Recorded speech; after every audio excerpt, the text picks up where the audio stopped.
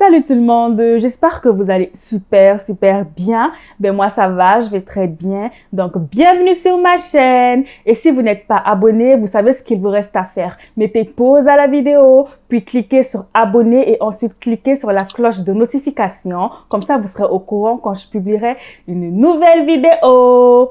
Alors comment est-ce que ça se passe votre confinement? Dites-moi dans les commentaires. En plus, j'ai fait une vidéo sur comment faire du pain pendant le confinement. Donc, vous pourrez regarder la vidéo après. Je vous mettrai le lien quelque part en haut de la vidéo. Alors, je sais que vous savez tous dans quel mois on est. Voilà. On est dans le mois du Ramadan. Donc, d'où ma tenue. Je sais que vous avez remarqué. Donc, du coup, je vais vous faire une vidéo sur comment réussir son mois de Ramadan en 9 étapes. Donc, suivez la suite de la vidéo. Mais tout d'abord, c'est quoi le Ramadan? Le Ramadan, c'est le mois saint par excellence de tous les musulmans.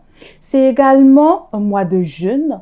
Puis, le Ramadan, c'est l'un des 5 piliers de l'islam. Effectivement, comme je l'ai dit, le mois de Ramadan, c'est également un mois de jeûne. Mais il est important que j'apporte des précisions sur la définition exacte même du mot jeûner. C'est quoi jeûner pendant le Ramadan? Jeûner pendant le Ramadan, c'est vraiment se recueillir. C'est vraiment se recueillir. Il est vrai que beaucoup de gens pensent que quand on dit le mot jeûner, c'est simplement ni boire, ni manger, et etc. Je reviendrai là-dessus parce que ce n'est pas mon thème d'aujourd'hui, mais le mot jeûner, franchement, c'est le recueillement. Une question très importante que mes abonnés ne cessent de me poser, c'est qui doit jeûner pendant le Ramadan? Alors, ce que je vais vous dire va vous choquer complètement, je le sais, mais il est important que vous sachiez la vérité. Dieu n'appelle pas tout le monde à jeûner. Allah n'appelle tout simplement pas le menteur, le tricheur, le jaloux, l'hypocrite au mois de jeûne, tout simplement parce que si vous savez que vous n'allez pas changer, que ce mois de jeûne ne vous changera pas, ne changera pas votre vie, il n'est absolument pas nécessaire pour vous de faire le mois de Ramadan. C'est une transformation. Donc, si vous savez que vous n'allez pas laisser vos mauvaises habitudes, ce n'est absolument pas la peine. Je suis désolée. Qui encore ne doit pas jeûner pendant le mois de Ramadan? On a les personnes qui sont malades. Il y a des personnes qui sont malades qui essaient vraiment. Il peut y avoir des complications. Donc, il est demandé pour ces personnes-là de ne pas jeûner. Se rattraper après la maladie, c'est possible. Mais dans un état fébrile, ce n'est vraiment pas conseillé. On a aussi les personnes âgées. Les personnes âgées ne peuvent pas jeûner. Nous avons également les prépubères qui ne peuvent pas jeûner pendant le mois de Ramadan parce qu'ils ne sont tout simplement pas pubères. Mais même pour eux, il y a une solution.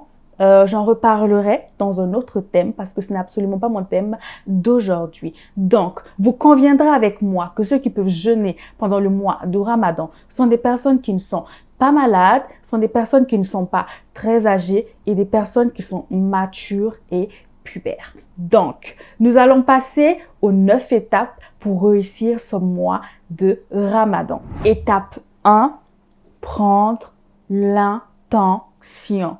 Je répète, étape 1, prendre l'intention. Alors, qu'est-ce que c'est que l'intention? Je sais que vous le savez, mais je vais vous l'expliquer. Alors, l'intention, ce n'est pas aller dire à tout le monde, « Hey, tu sais que je vais jeûner? Hey, je vais jeûner pendant le mois de Ramadan. Et tu sais, le mois de Ramadan, c'est quand? Je vais jeûner. » Non, ce n'est pas ça l'intention. L'intention, c'est une volonté qui se trouve dans votre cœur. Vous êtes la seule personne à savoir que vous vous préparez à jeûner pendant le mois du Ramadan. C'est ça l'intention. Et généralement, elle ne se fait pas pendant le mois du Ramadan, mais bien avant, 1 ou 2 semaines avant le jour J, vous prenez l'intention. Vous vous dites dans votre cœur, je vais jeûner. Je sais que je vais jeûner et je me prépare comme il se doit pour jeûner tout au long des 30 jours. En étape 2, nous avons la motivation. Alors la motivation, c'est quoi? C'est mettre tous les moyens qui sont à votre disposition pour réussir votre mois de jeûne. Et vous êtes le ou la seule personne capable de faire cette étape-là. Donc, moi, personnellement, il y a une phrase que j'aime bien qui dit que quand je jeûne, je le fais pour Allah et celui pourra me récompenser. C'est comme ça que je me motive. En étape 3, nous avons la mauvaise fréquentation. Alors, lorsque vous prenez l'intention que vous vous motivez, il faudra coûte que coûte vous éloigner des mauvaises fréquentations. Vous ne pouvez pas faire le mois du jeûne tout en suivant des personnes qui boivent, tout en suivant des personnes qui fument. Même si vous ne fumez pas et que vous ne buvez pas, le fait de sentir cette goutte d'alcool, de sentir cette fumée qui émane de cette cigarette-là, est-ce que vous savez que vous pouvez gâcher votre jeûne? Donc, ce que moi, je vous conseillerais vraiment, c'est de vous éloigner des mauvaises fréquentations qui vous poussent parfois à faire des choses qu'au fond de vous, vous ne voulez pas. En étape 4, on a la prière. Alors, je sais que certaines personnes me diront « Non, mais la prière, elle devait passer en première position. » Je ne classe absolument pas mes étapes parce que je juge personnellement que les étapes, elles sont toutes importantes. Je juge que vraiment les étapes, elles sont toutes importantes, donc je n'ai absolument pas à les classer. La prière, c'est vraiment ce qui va vous rapprocher de Allah pendant ces 30 jours de jeûne. C'est vraiment ce qui va vous fortifier. C'est vraiment ce qui va vous laver et vous purifier intérieurement. Donc, il est vraiment essentiel que vous fassiez tout pour respecter vos 5 prières quotidiennes. Même si vous êtes occupé à faire autre chose, que vous travaillez, vous pouvez rattraper vos prières. Ce n'est absolument pas interdit. Vous pouvez rattraper vos prières. Si vous ne savez pas prier, vous pourrez demander. Vous pourrez par exemple suivre des personnes qui savent le faire et le faire en même temps qu'elles. Ce n'est pas interdit non plus. Mais la prière, c'est vraiment ce qui va vous rapprocher, je le répète encore une fois, de Allah pendant ces 30 jours de jeûne. En étape 5, après la prière, il y a le pardon et la réconciliation. Il y a beaucoup de personnes qui jeûnent, mais qui ne pardonnent toujours pas. Il y a beaucoup de gens qui prient, mais qui n'acceptent pas la réconciliation. Accepter de demander pardon et accepter de pardonner à autrui. C'est vraiment très très important parce que ce n'est absolument pas seulement un mois de prière, un mois pour se recueillir, mais c'est également un mois de pardon.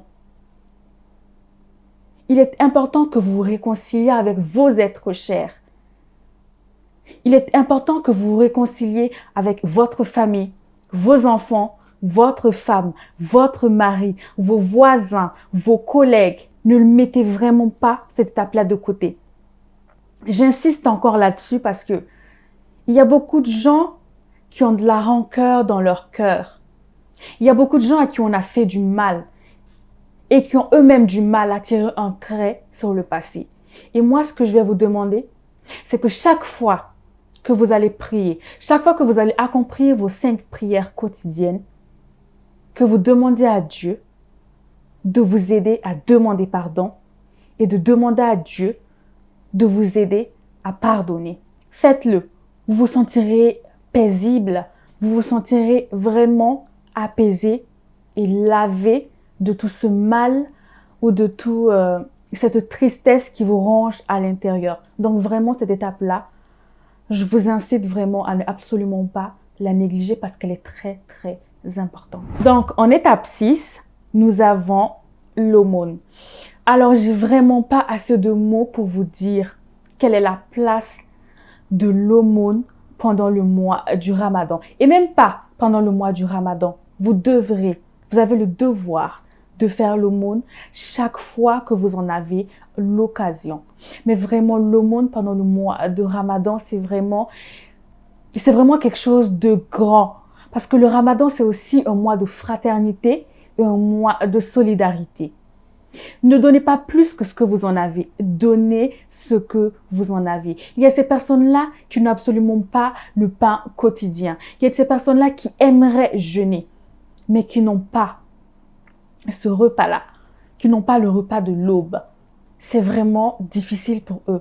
Alors, si vous remarquez que dans votre service, dans votre quartier ou dans votre famille, quelqu'un qui manque du peu que vous avez, aidez cette personne-là. Il y a même le confinement qui font que certaines personnes ont du mal à se nourrir. C'est vraiment le moment de faire l'aumône. C'est vraiment le moment de laisser parler votre cœur. En étape 7, offrez un repas aux jeûneurs.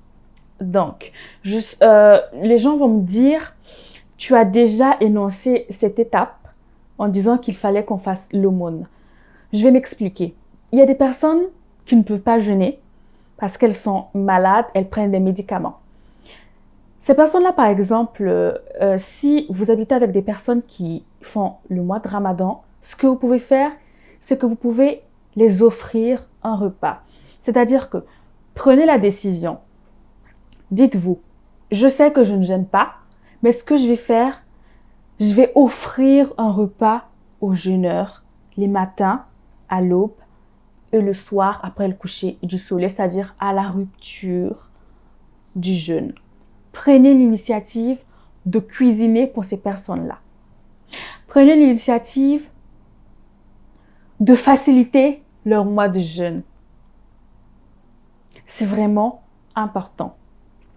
Et en ce moment-là, vous serez sur le même pied d'égalité qu'une personne qui jeûne. Donc, je sais que l'étape 8, elle va vous faire super rigoler. Donc, l'étape 8, c'est n'abusez pas de la nourriture. Vous savez, il y a beaucoup de choses qui prêtent à confusion. Beaucoup de gens pensent que le mois de Ramadan, c'est le mois, excusez-moi, mais de la bouffe. C'est-à-dire qu'on mange des repas qu'on n'avait pas l'habitude de manger.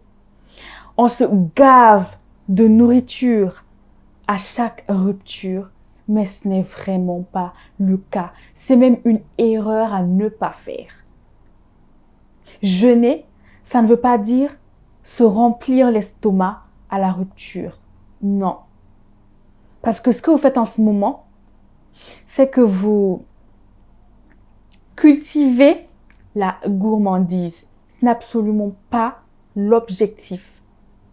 Donc, ce qu'il faut vraiment faire, c'est de rester raisonnable, de manger un repas adéquat, de ne pas abuser et de rester sain dans tout ce que vous faites. Alors, l'étape 9. L'étape 9 est le résumé des 8 autres étapes. Alors, l'étape 9, c'est se discipliner. Il ne sert absolument à rien de connaître les autres étapes si vous n'êtes absolument pas discipliné. Il faut que vous soyez discipliné. Alors, qu'est-ce que j'appelle la discipline? J'appelle la discipline, par exemple, respecter ses horaires de prière. C'est être discipliné. J'appelle la discipline respecter les interdits pendant les 30 jours de jeûne. Donc, voilà, c'est ça. Il faut vraiment que vous soyez discipliné afin de pouvoir respecter les 8 autres étapes précédemment dit dans ma vidéo. Donc voilà, vous connaissez les 9 étapes pour réussir votre mois de Ramadan. Donc, je sais qu'il y a des gens qui verront cette vidéo qui n'auront pas forcément commencé leur mois de Ramadan. Sachez qu'il n'est jamais trop tard pour bien faire. Prenez l'intention, ayez de la motivation, respectez vos prières. Essayez de pardonner, puis faites l'aumône, soyez disciplinés et je suis sûre que vous y arriverez. Donc, merci d'avoir regardé cette vidéo. N'oubliez pas de vous abonner et de cliquer sur le bouton de notification. Comme ça, vous serez au courant quand je publierai une nouvelle vidéo.